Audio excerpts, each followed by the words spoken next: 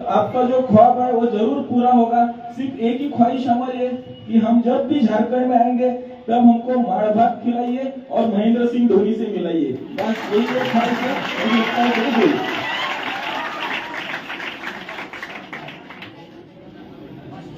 आप लोग हिंदी तो बराबर समझते हैं ना? बराबर कि मिलती नहीं मंजिल यूं ही राही को, कि मिलती नहीं मंजिल यूं ही राही को, दिल में एक जुनून सा जगाना पड़ता है। जब चिड़िया से पूछा कि घोंसला कैसे बनता है, कहा दिन का उठाना पड़ता है।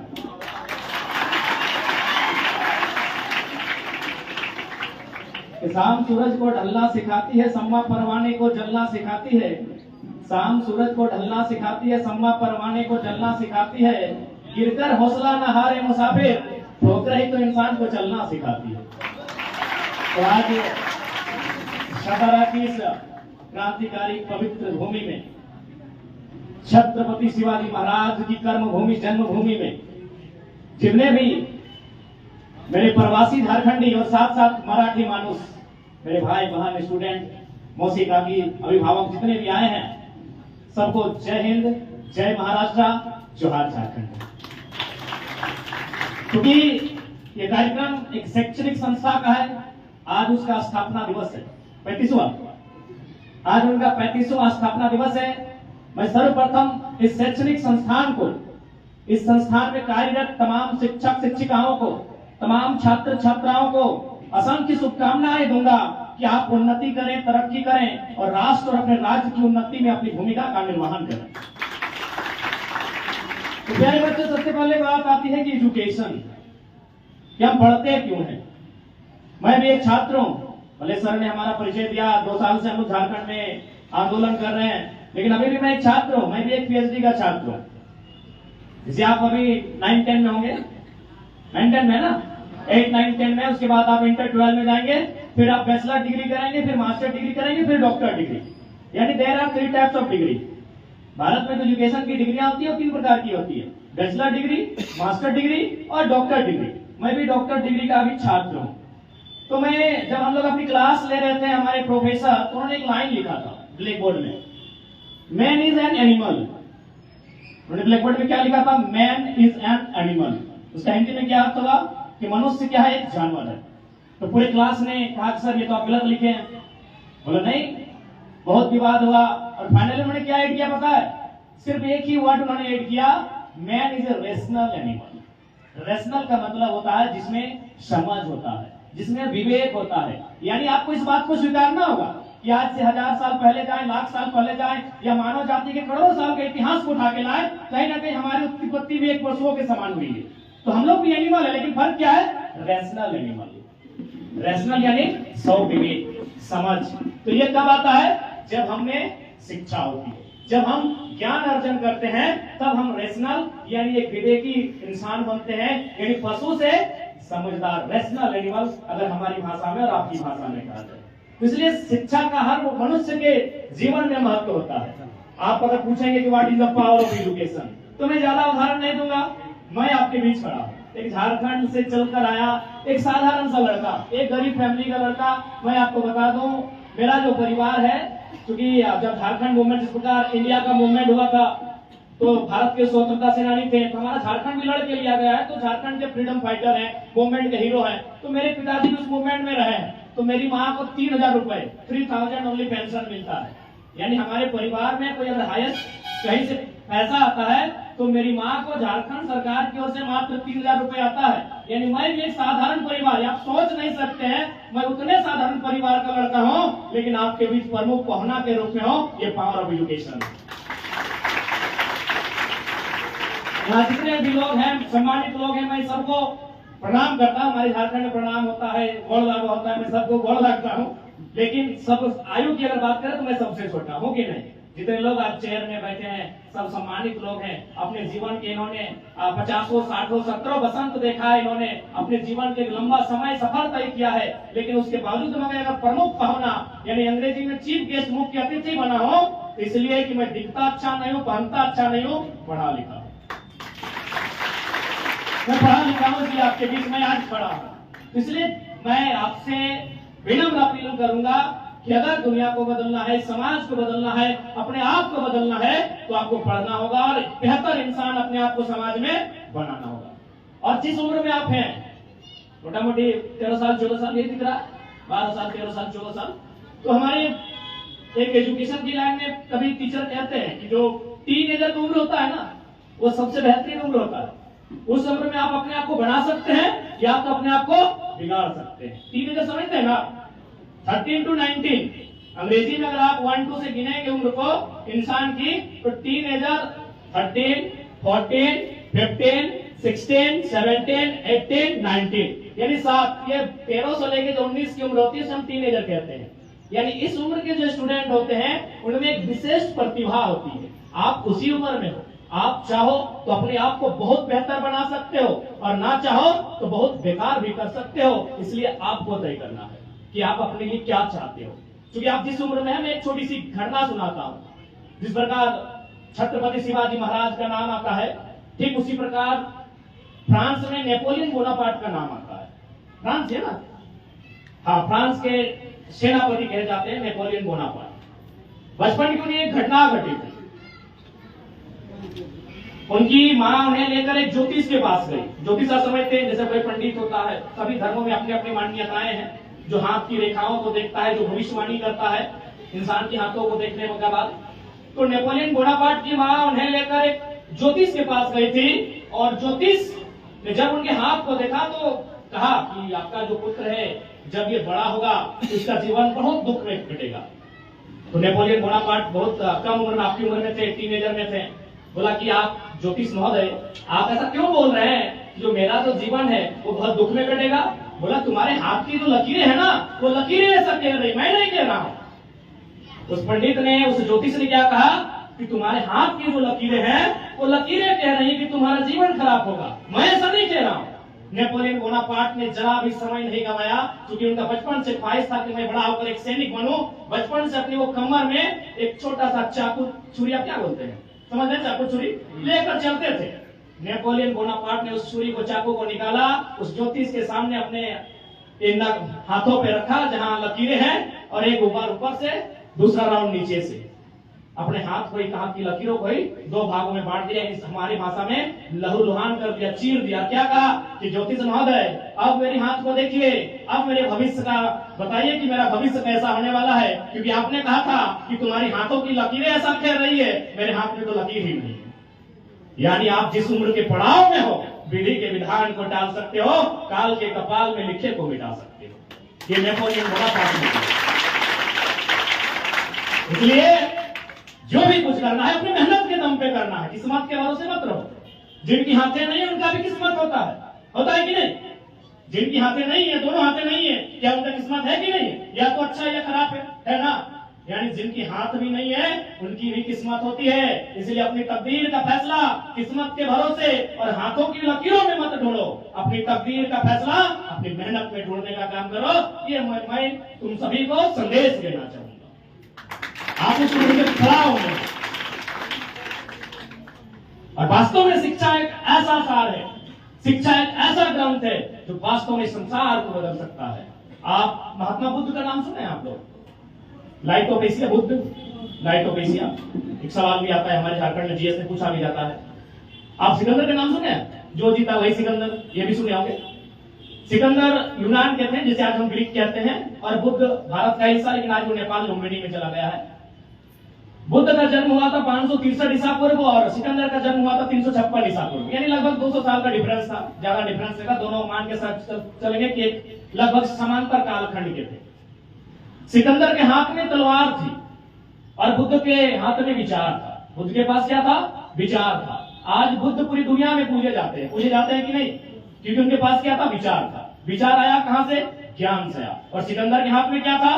तलवार। आपकी जानकारी के लिए बता दें, बुद्ध 80 साल की उम्र में दुनिया को त्यागे थे, सिकंदर मात्र 33 साल की आयु में। क्योंकि आपके हाथों में अगर हम हथियार थमा दें, आप कितने लोगों की हत्या कर पाओगे?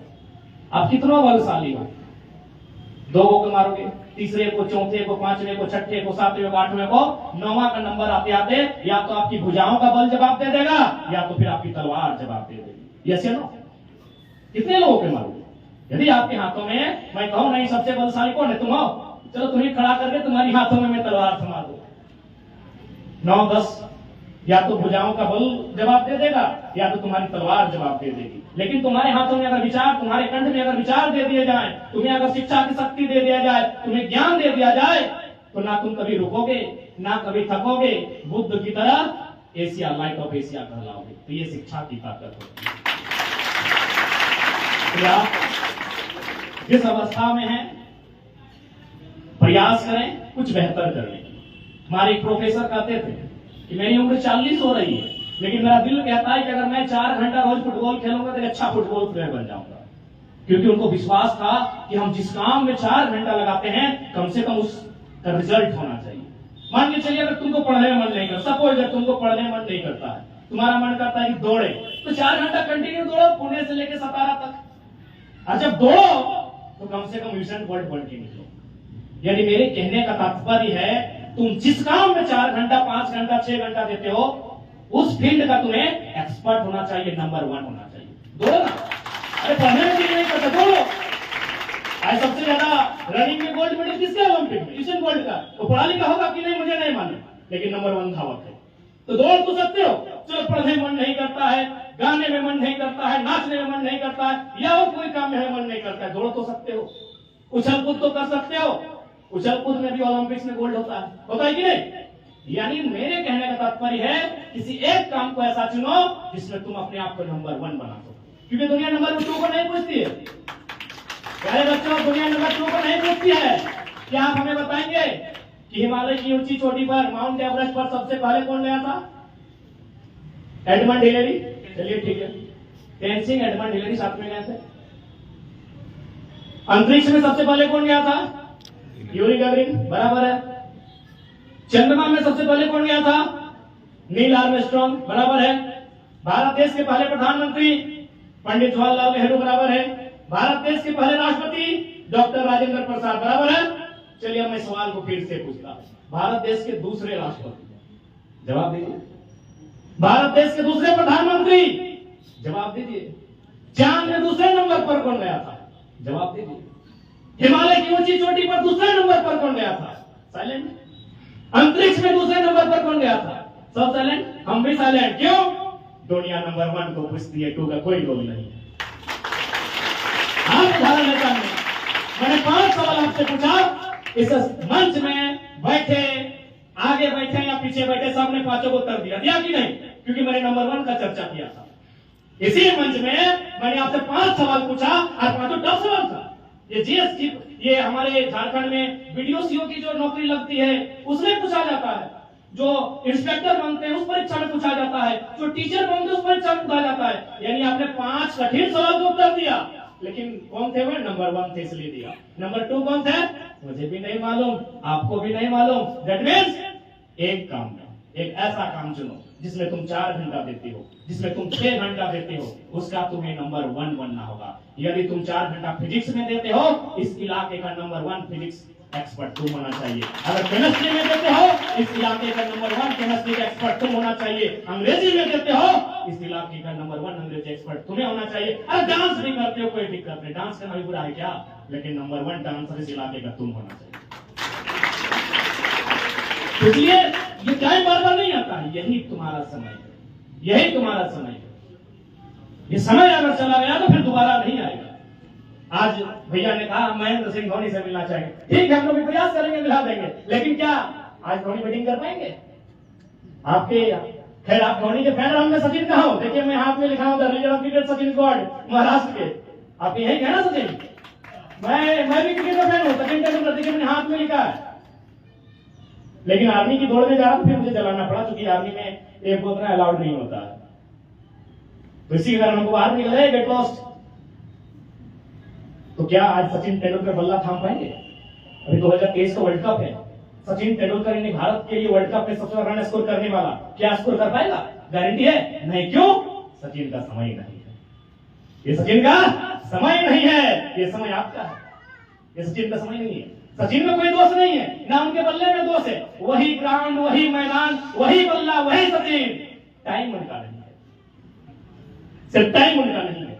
इसलिए डियर स्टूडेंट, ये टाइम तुम्हारा है। इस टाइम को तुम्हें यूज करना है, इस टाइम में तुम्हें बनाना है अपने आप को। और ये डिपेंड भी तुम पे करता है कि तुम कैसे इस टाइम का यूज करते हो, कैसे अपने आप को बनाते हो। तो बना लोगे ना, बनाओगे ना।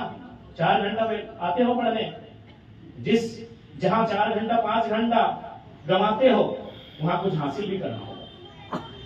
इसलिए आज आप पढ़ने आते हो, यहाँ मिनिमम 4 घंटा, मैक्सिमम 6 घंटा 7 घंटा तक पढ़ते हो, यहाँ से रिजल्ट होना चाहिए, यहाँ से तुम्हें एक्सपर्ट बनकर निकलना होगा। और मैं विशेष कहूंगा कि जैसी भी परिस्थितियां हैं, जो कि क्या होता है कि मैक्सिमम हम लोग मिडिल क्लास फैमिली से होते हैं, मैं शायद हो सके आप लोग भी होंगे, तो क्या होता है कि हमारे पास बहुत सारी समस्याएं आती हैं। उन समस्याओं के बीच हमें बहुत संघर्ष करना पड़ता है, हमें बहुत जूझना पड़ता है, हम अपने आप को स्थापित नहीं कर पाते हैं, हम अपने मन को एकाग्र नहीं कर पाते हैं, तब हमारा मन विचलित होने लगता है, तब हमें बहुत सारी संभावनाएं, बहुत सारी ऐसी वैसी घटनाएं हमारे मन में चलती है। तो मैं आपको कहूंगा, जैसी भी परिस्थितियां हैं, अपने आप को सेटिस्फाइड करो। जब तक आप अपने आप को सेटिस्फाइड नहीं करोगे, आत्मसंतुष्ट नहीं करोगे, खुद ने भी वही कहा था कि दुनिया को जीतने से पहले अपने मन को शांत करो, अपने आप को जीतो। इसलिए सबसे पहले आप अपने आप को जीतिए। अभी अगर बात कर लें, अगर आपको लगता है कि नहीं विराट कोहली बहुत अच्छे क्रिकेटर है, बहुत खुश होंगे, नहीं खुश है, हमको भी लगता है काश हम मेसी होकर फुटबॉल का ट्रॉफी जीतते हैं। मेसी से पूछेगा सर आप तो बहुत खुश है, वर्ल्ड कप जीत के आए हैं, बोलेगा नहीं यार हम तो काश मोदी होते हैं, मोदी देश का प्रधानमंत्री है। और मोदी से पूछेगा सर आप खुश है कि नहीं, बोलेगा अरे हम तो यूट्यूबर होते हैं, यूट्यूब पर प्रचार भी कर रहे थे, आसम यूट्यूबर होते हैं, सबसे तो सब्सक्राइबर मेरा होता है। आप लोग बोल रहे थे पीएम साहब कि मेरा चैनल को सब्सक्राइब कीजिए। इसका मतलब है कोई भी इंसान अपने आप से सेटिस्फाइड नहीं है, वही इंसान आगे बढ़ेगा, वही इंसान हैप्पी रहेगा जो अपने आप से सेटिस्फाइड रहेगा। मैं एक छोटी सी कहानी के साथ विदाई लूंगा क्योंकि हमें बहुत लंबी दूरी तय करनी है। एक मजदूर हुआ करता था, मजदूर आप समझते हैं।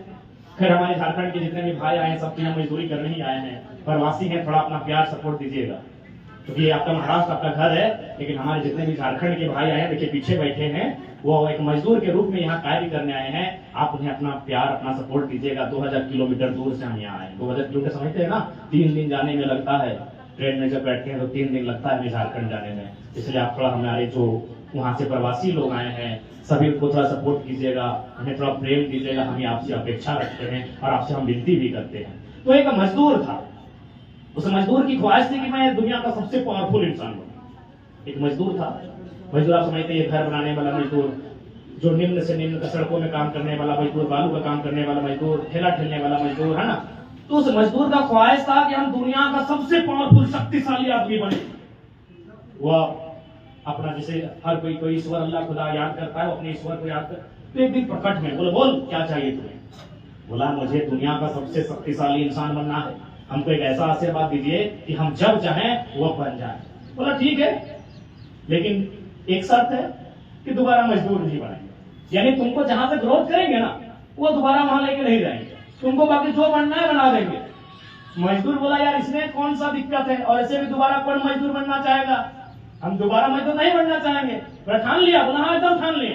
कुछ दिन बाद वही प्रधानमंत्री साहब का काफिला गुजरा, लगभग 1000 की संख्या में, उनके पीछे पीछे गाड़ी, मीडिया, पुलिस। बोला यार दुनिया का सबसे ताकतवर आदमी तो प्रधानमंत्री होता है। तो तुरंत बोला हे ईश्वर हमको प्रधानमंत्री बना दिया जाए। वो एकदम 1 घंटा में प्रधानमंत्री बन गया और पूरा इतराया, इतराना समझते हैं ना, अपने आप पे गुमान करना, अभिमान करना। अब क्या हुआ, कुछ दिन 1 महीना 1.5 महीना बीता, अचानक प्रधानमंत्री से लोग भाषण दे रहे, प्रधानमंत्री को भाषण देना होगा। जब वो भाषण दे रहा था सूरज की रोशनी उसके चेहरे पर पड़ी। जब सूरज की रोशनी उसके चेहरे पर पड़ी वो पसीना पसीना हो गया, तरबतर हो गया। बोला यार हम तो सोचे थे प्रधानमंत्री सबसे शक्तिशाली होता है, पर अब लगता है सूरज सबसे पावरफुल है। फिर बोला हे ईश्वर हमको प्रधानमंत्री बन के नहीं रहना है, हमको सूरज बना दो। फिर बोला सोच लो दोबारा प्रधानमंत्री नहीं बनाएंगे। बोला नहीं बनना, हमको सूरज बनना है। अब वो सूरज बन जाता है। फिर वो 1 महीना 1.5 महीना सूरज बन के रहता है। फिर एक दिन 1 महीना 1.5 महीना बाद सूरज के सामने काले बादल।